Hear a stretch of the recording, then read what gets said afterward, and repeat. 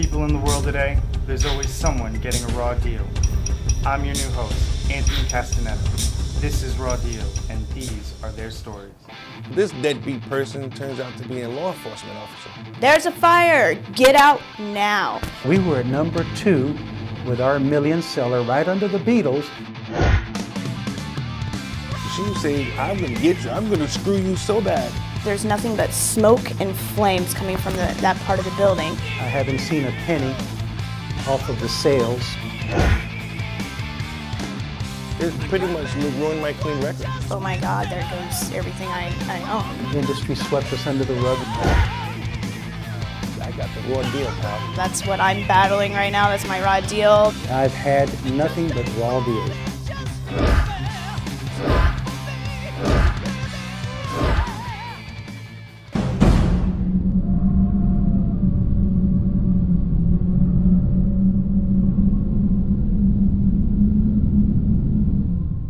All right, today we're here with Richard. Richard, I'm Anthony, your host today. Nice to meet you. For telling us your story, we're going to give you this awesome Raw Deal t-shirt. I think that is going to fit you real nice. All right, you go. thank you. So Richard, what happened with your Raw Deal? Let me hear about that. Okay. It started out, me and a buddy of mine was at a party. We were about 17, 18, Sure. right around that age. And we left around 2, 3 o'clock in the morning. And it was a motorcycle that I just got like a week or two before that. Right. So we stopped in a park. I got off the back of the bike, and I was doing donuts in the empty infield parking of the baseball diamond. Sure. Next thing you know, I look up, there's this car jumping over the curb into the park and hauling ass straight towards me. I was like, oh, no, I ain't sticking around and see what they want, so I take off. Was it a cop or was it? Yeah, it was a It was a cop cop, car. okay. Yeah, but he was driving real fast, real crazy. I didn't know what he was going to do, so I left, and my buddy took off on foot.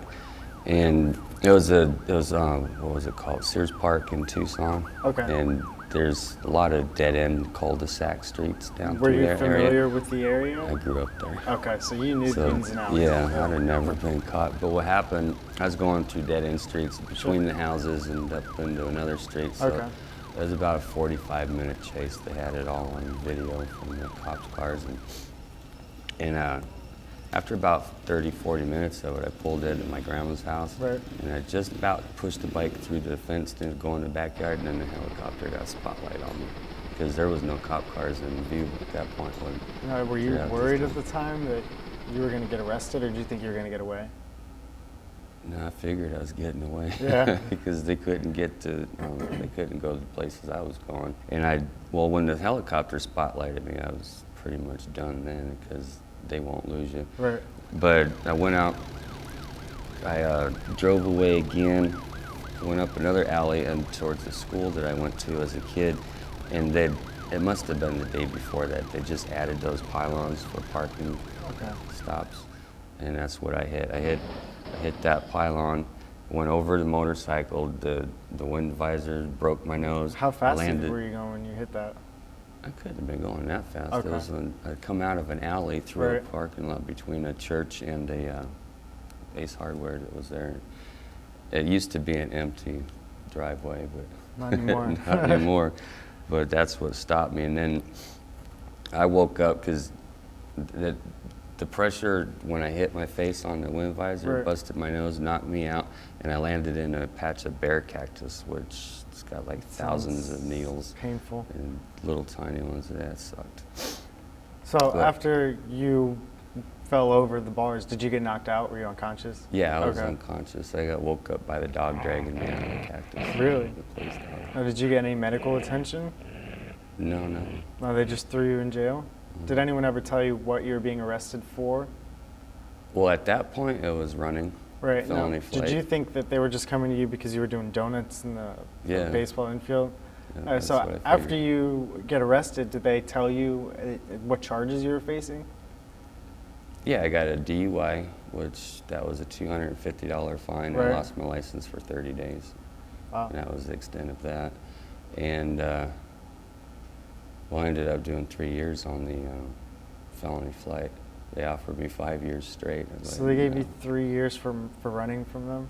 Yeah, I had a public defender We actually tried to get 2 real lawyers involved in it, but both of them told me that they'd never lost a case before, so they wouldn't didn't want to take mine. your case on? And Okay. didn't want to do that to them. But So what happened with the public defender? Did she help you out at all, or did she end no, up it's making it funny worse for you? thing.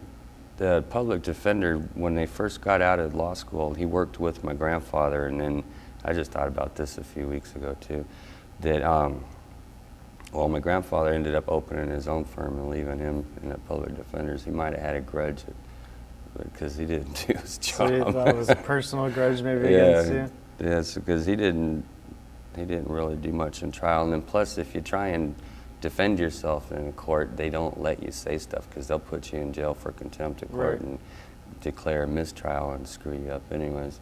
Because I really couldn't defend myself in court. Sure. Couldn't say the things that needed to be said to get the charges dropped. And yeah, the prosecuting attorney, she was going for district attorney, and she had a thing, anyone between the age of 18 and 23 got maximum sentences Oh, for so you whatever. fell into that little I bracket. fell into her, what would you call it, life scheme, or I don't know what to call it, but that's what happened. And even when the judge sentenced me, he said I Right. shouldn't get prison time, but he had to go by the law.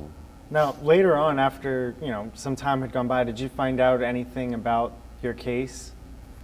Yeah, I found out the reason that the cop was so anxious to get to me through that park is that somebody nearby had been shot and killed by somebody riding a motorcycle. And So they I kind of was matched your same description, and that's Yeah, why it was such an intense chase. Because I mean, if you were just doing donuts, I wouldn't expect there to be 7 cops in a helicopter chasing you. So that seemed pretty intense. yeah, I just found that out a couple of years ago too. Wow. I had no clue that they were actually chasing me and wanting me for murder. Yeah, that's seems No like a doubt. pretty raw deal. Yeah, Well, big time. Richard, I appreciate you telling us your story. Thanks a lot, man. All right, thanks.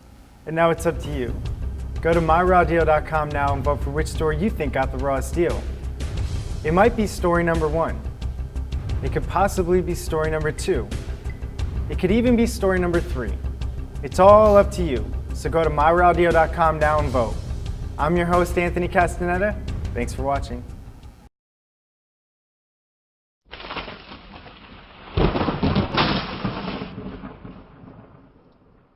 Hi, my name is Peyton, and my dad's the creator of Raw Deal, the reality show. Right now, we are looking for investors, and with your help, this show could be huge. Go to myrawdeal.com and contact my dad today. Photography off the beaten path. Capture the moment, create a memory, or tell a story with Synergy Images.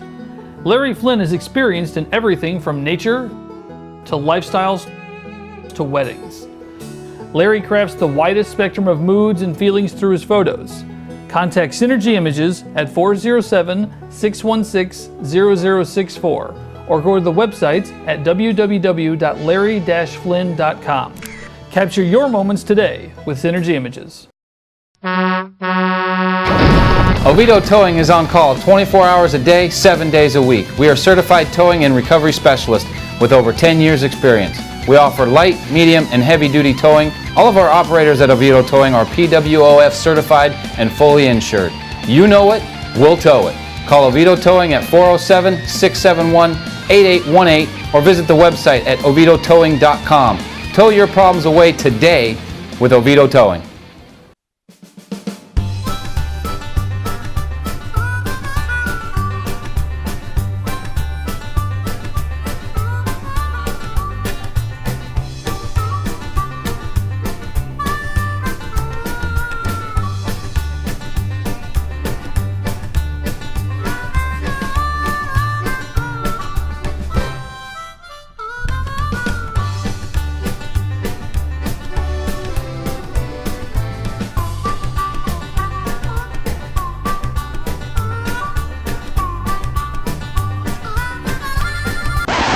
Hey, what's up? I'm Sean. I'm on the camera department for My Raw Deal, the reality show. Have you ever had a raw deal? Well, we want your story. So go to myrawdeal.com and submit your story today. Who knows, you might be the next big winner.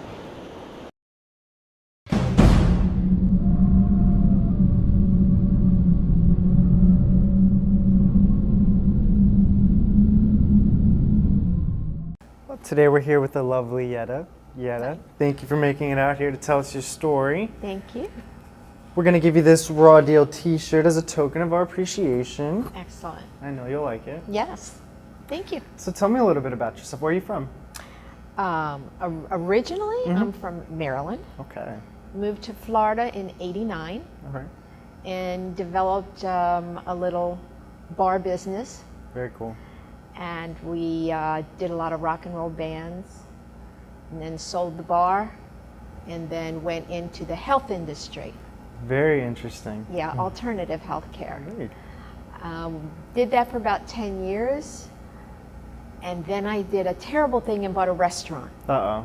Yeah, those things could be money pits. Yeah, Yeah. they actually were, but I did it 3 times. Wow. So I got out of that and just decided to relax for a while. Well, that's interesting. Well, thank you. Tell me about your story. What happened? Okay. I had finished school, Okay. and it was vacation time, Summer. summer. Right. And summer, a lot of my friends went to Ocean City, Maryland. Okay. And we went to Ocean City, Maryland. I spent the summer there. Now, what was in Ocean City for you? Just partying, or was there relatives or family? No, I got a job. Okay. I got a job. I was waitressing at a satellite motel. And I met a lot of people there, people that I knew from Baltimore, Okay. and people that I knew there. And we all became friends. So it was like a home away from home almost. Yes, it actually was. The people that I met, I was very naive and thought everybody was just wonderful. Didn't pay much attention to my surroundings. So you trusted them? Very much. Okay. Very much. And again, then you threw your pocketbook anywhere. Right. It didn't matter. You would go to a party, your friends are there, you get all excited. Well, I mean, still people do that now. I mean, it's not too uncommon. Okay, well, that's a good thing to hear. So I just put my pocketbook away Right. and just, hung out with my friends. Sure. And then I left the party. The season was over, and I went back home. So how long would you say you stayed in Ocean City? I stayed the whole summer. So like about 3 months? Oh yeah. Okay. Oh yeah. I was there. So you developed a pretty good relationship, or so you thought, with these people, and you didn't think anything of it? Hung out with them daily. Right. Daily. So now when you came back home, you weren't planning on seeing these people on a regular basis, were you? No, just maybe once in Right. a while, because it was now time to get back to the real world. Right, so you got back to your normal life back Correct. in Maryland. Correct. And how did things go about after that? Not that great. What happened? Well, the Ocean City air makes you sleep really well. And I was in my room in my mother's house. They had all gone to work. There was nobody there but me. Okay. I was asleep. And then obviously I had gotten up, I guess, maybe around 10 o'clock. Went down into the kitchen. The door was wide open. The front door or the back door? This was a side door. Okay. Side door. And that's very unusual because my parents were paranoid people. That would never occur. So did you think that someone had broken in? What was the first thing that came to your mind? No. I didn't know it. But downstairs, they kept a safe. They're very closed people. They're Europeans. Okay. So they don't go telling their things to Sure. people. So they come home, and the first thing they do is they go look in the closet. Check the safe. Correct. Right. It's gone. Okay. All right. There's $10,000 in that safe. They Wow. had a little business. Okay, but that's a lot grocery. of money. Yes, and that's where they kept it. Now, did they call the police after that, or? Yes. And what happened with the cops? Did they come Yes. and make a report? Yeah. They came in, and then they started questioning me. Well, you were the only person in the house, so that makes sense. Right. But that wasn't my thinking. That wasn't my thinking at all. My thinking was, oh my God, I could have been murdered. Who came into the house? Right. Right? No, you were scared. I was real scared. And they questioned me, and now I'm really getting scared because I'm thinking to myself, good Lord, they think I did something. Now, did they start accusing you? They told my mother and father they were going to take me to jail. Really? Yeah. Oh, did you give them any information that would lead them to believe that you had anything to do with it? No. Their assumption was that there was no break-in. Somebody had a key. So somebody had to have let them in the house. Right.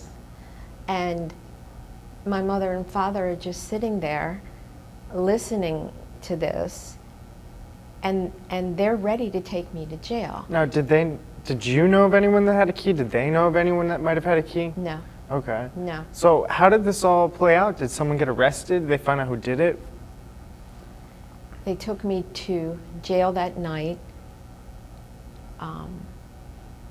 I was really, really, really mad. Yeah.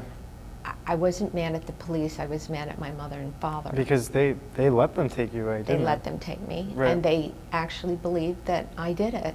That broke my heart. Right. It did. So I stayed in jail that night. Okay. I don't think I ever forgave my mother and father Well, for it's, that. it's hard. That's a tough situation to Yeah. be in. And they returned me home. And then at that point, they asked me who I knew from, Ocean City, just people's Right. names. And I gave them names. Okay. And Did those names lead to anything? I don't really think they believed me. Mhm. I don't think they ever questioned anyone in relation to anything I said. They thought it was me. So, do they still think it's you, or did they ever find out who actually took the money? They never found out who took the money. What happened was I had gone to a party. It wasn't really a party, it was a bar Okay. with a couple friends. And I had to have a ride home, so one of the guys there that I knew drove me home. Sure. But he didn't drive me home. Where'd he take you? He drove me in back of my mother's house. And in back of the house, it was a very small car. Right. He jumps on top of me and he rapes me. Really? Yeah. Did you ever go to the police about that? I was driven insane from all this.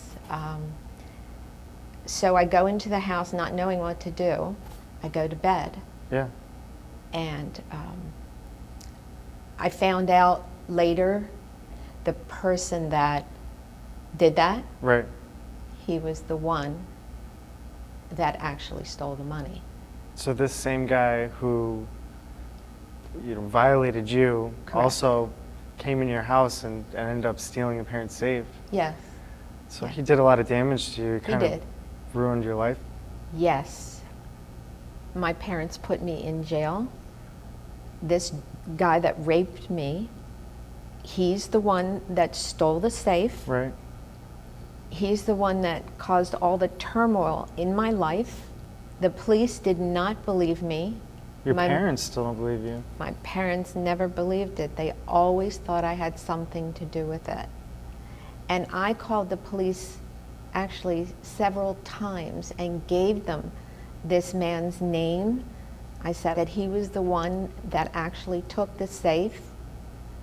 And again, they never ever believed me. And I had a really hard time with men after that. I can imagine. A real hard time. I'm sorry that you had to go through all that, and yet I appreciate you coming out and telling us your story. Thank you. Thank you very much. And now it's your turn. Go to myrawdeal.com now and vote for which story you think got the rawest deal. Maybe it'll be story number 1. It could possibly be story number 2. It could even be story number 3. The choice is yours. Get up now and go to your computer. Type in myrawdeal.com and vote. I'm your host, Anthony Castaneda. Thanks for watching.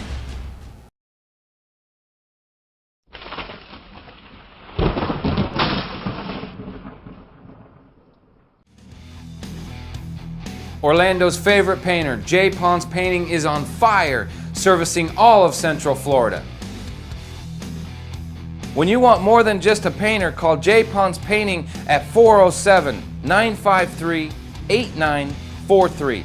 J. Pons Painting specializes in commercials, residentials, murals, and more. Contact J. Pons Painting today for your free estimate, or go to the website at www.jponspainting.com.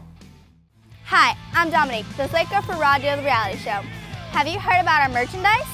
Go to myrawdeal.com and check out our hats, our shirts, our DVDs, and our Raw Deal flip-flops. Now you can walk like a movie star. I'm Dominique, and it's time to bang it up and get the gear. Raw Deal gear.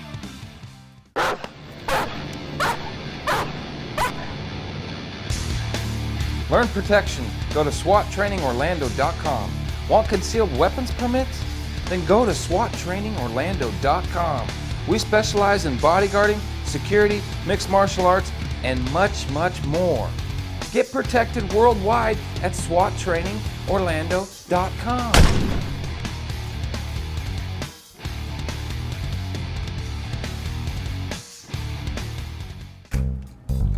Hey everybody, I hope everybody brought their lunch today. It's going to be quite the long day. Oh my gosh, I totally forgot my lunch. That's okay. I have plenty for both of us. Oh, okay. Hey Jason. Yeah. I got something wrong with the camera. Can you come take a look? Yeah, no problem.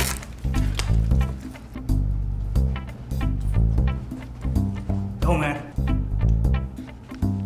What's up? where's the bathroom? You know where the bathroom is? Yeah, man, it's over there. All right, thank you.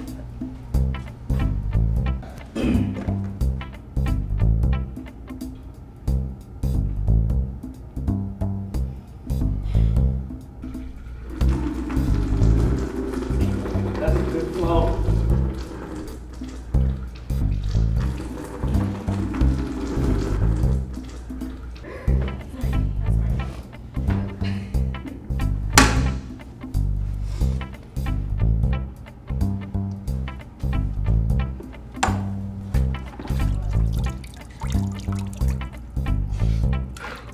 Has anybody seen the host?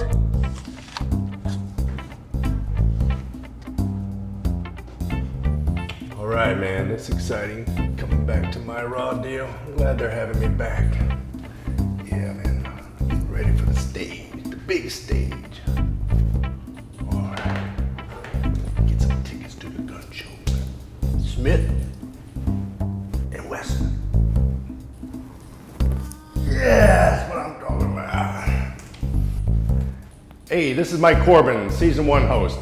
Thanks to the Raw Deal crew for bringing me back for this episode. You guys are in for a real treat. Let's go.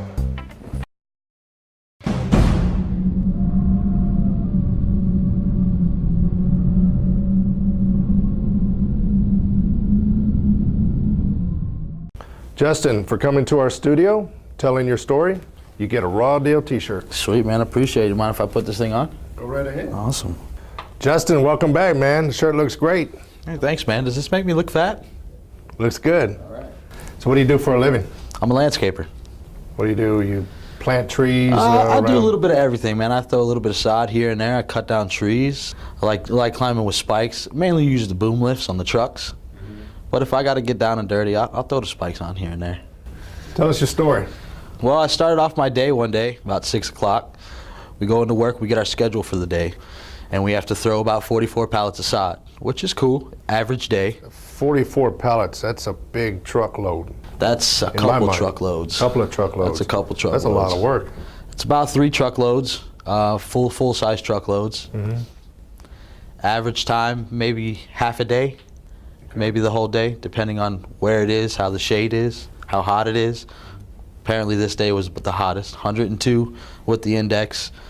About 11:30, my boss came up to me and says, listen, we're gonna have to take 7 people off the job. We have another job that we need to tend to that we need to get done.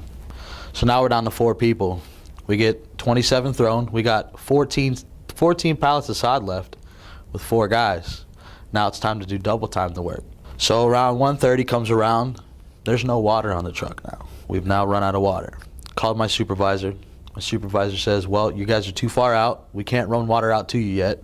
We don't have any extra guys to make it. So I says, all right, we're gonna go ahead and see how far we can get. Hopefully we'll get it done. So we started back at it. Had a nice rhythm going. Around 3:30, we got down to probably the last 8 pallets, and that's when things started going downhill. What do you mean by Guys started getting weak. Guys started getting tired, dehydrated. No water, no shade. Long pants, long shirts. Pretty much what happened was towards the last 3 pallets, I was going back to the truck to get some more sod, come back to lay it out. On my way back, I caught a dizzy spell. You caught a dizzy spell? I caught the dizzy spells. Never happened to me before in my life. How long has it been since you had any water that you can recall? It was probably about 2.5 hours. Since 2.5, 3 hours. Any sip of water or anything? Because you were Nothing. completely out. Completely out, bone dry. Started to make my way back to the site where we were laying the sod, and I passed out. I hit the ground. Next thing you know, I woke up, and I looked around, and I seen my boss, and he asked me to come, hey, come over here and sit in the truck for a little bit. So I said, all right, I'm gonna come sit down and relax. And I got in the truck, and not too much was said. So the day went by, we got done, we went back to the shop, and the supervisor came up to me and he said, listen, man, we have to have somebody that's gonna be able to adapt to the environment. It's gonna be able to work hard, push hard and whatnot. Now this is the guy that you called for water. Right. This is the guy that we called for water. Okay. And this is the guy that said, we don't have enough guys to come out there right now. We're on another job, And I said, well, what's funny is when you send guys out to do your jobs, you send the right amount. When you get there and you take other guys out, that falls back on the 4 guys that have to lay these pallets. Plus the fact there was no more water. Plus the fact that you got 102-degree heat. There's no water on the trucks. You got to expect it. What did he say? He pretty much told me, well, we're going to have to let you go due to your actions. So I didn't really say much after that. He said that he's going to let you go because you passed out. Pretty much. On the job? Yep. How long have you been working for this company? I was working for the company about 1.5 years. A year and a half, and you've never had any anything. Incidents with the supervisor or any other people there? Nothing. You've always got the job done? Always. I've always had good ethics, always had good marks, except for this one day. I guess he must have woke up on the wrong side of the bed, didn't like the performance. Was anybody else let go? No. Just you, because Just me. you're the one that passed out? Yep. Justin, thanks for telling your story. Not a problem, man, anytime. Now it's up to you to vote on who you think got the rawest deal. Will it be story number 1, story number 2, or story number 3? Hello everyone, my name is Jason Bing and I'm the creator of myrawdeal.com. I'd like to take this opportunity to thank you for watching. I hope you really enjoyed the show. Did you know that right now Raw Deal is in the market for investors, sponsors, advertisers, and we're always looking for storytellers. You want to be on TV? Now's your chance. I'm Jason Bing. Thank you for watching.